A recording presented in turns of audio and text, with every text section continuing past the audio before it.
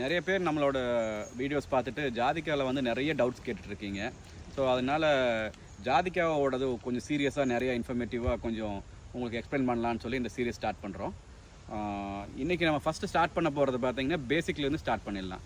ஒரு செடி எப்படி நடவு பண்ணணும், எந்த இடத்துல நடவு பண்ணணுங்கிறதுலேருந்து ஸ்டார்ட் பண்ணலாம். இப்போ ஒரு செடி நடவு பண்ணுறதுக்கு முக்கியமான விஷயம், அதுக்கு வந்து செமி ஷேடு இருக்கா அப்படின்னு பார்க்கணும். செமி ஷேடு இருக்கான்னு பார்த்தோம்னா தான் கண்டிப்பாக அந்த இடத்துல ஜாதிக்காய் வரும்.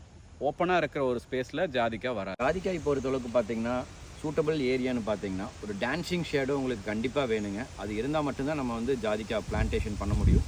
இப்போ எங்கள் தோட்டத்தில் பார்த்தீங்கன்னா நாங்கள் தென்னை மரத்துக்குள்ளே வச்சுருக்கோம், பாக்கு தோட்டத்துக்குள்ளே வச்சுருக்கோம். இல்லை உங்களுக்கு இது ரெண்டுமே இல்லை அப்படின்னா ஒரு டிம்பர் க்ராப்ஸ் ஏதாச்சும் ஒன்று வச்சு அந்த ஷேடு கிடைச்சாலும் கூட போதும். இதுக்கு கரெக்டான சூட்டபிளான ஏரியா வந்து டான்சிங் ஷேடோ கண்டிப்பாக இருக்கணுங்க. ஜாதிக்காவை பொறுத்த வரைக்கும் நீங்கள் செடி சூஸ் பண்ணுறது ரொம்ப முக்கியமான விஷயம்.